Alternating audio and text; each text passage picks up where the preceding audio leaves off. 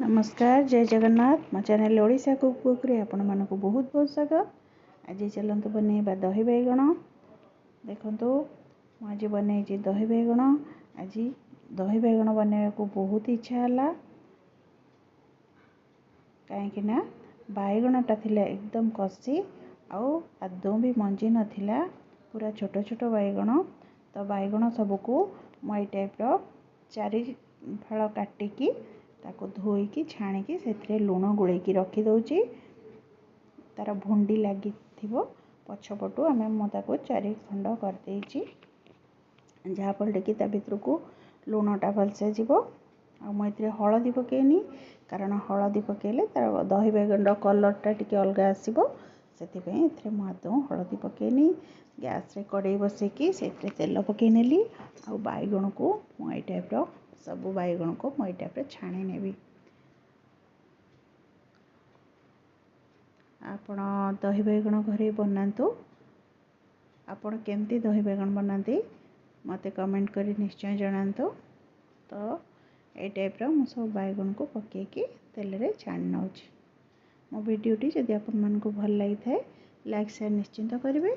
आ मो चैनल जदि आप नुआ अच्छा ताले सब्सक्राइब करने को आदौ भी भूलें। बर्तमान मु रखी अधा केजी आमर असा दही से पकई नौ आवश्यक मुताबक चीनी और लुण।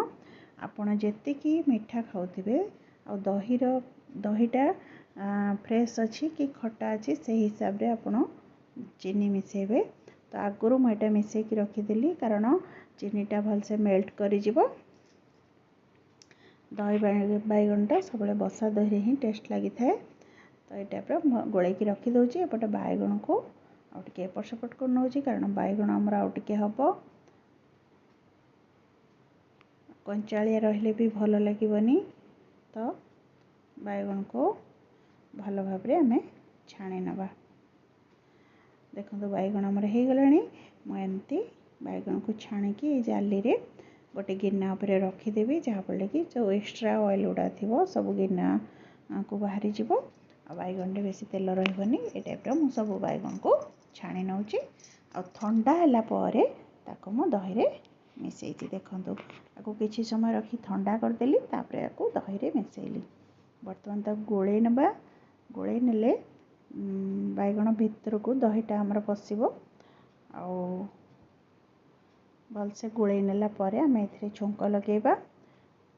छुंक तो है दही बैगण मुख्य तार फ्लेवरटा बास्नाटा जो आसो सेटा जो भृषंग पत्र आ जो आमर कंचा लंका तार जो फ्लेवर आसो सेटा केवल छुंकर ही आसो। तो ये कड़े अल्प तेल पकई नौ पकई नौ गोटे सुखिला लंका पकई कि जीरा और सोरिष फुटे।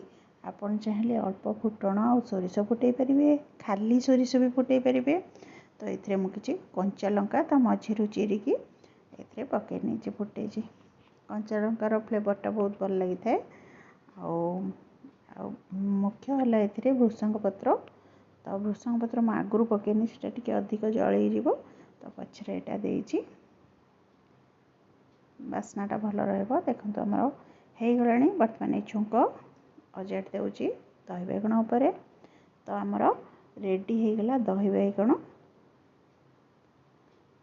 आज अरुआ भात सांगे डालमा सहित दही बैगण आज पूरा जमीब। आपण एमती घरे निश्चय ट्राए करंतु। केमती लगिला मते कमेंट करी निश्चय जनातु। मु आज रोची जय जगन्नाथ।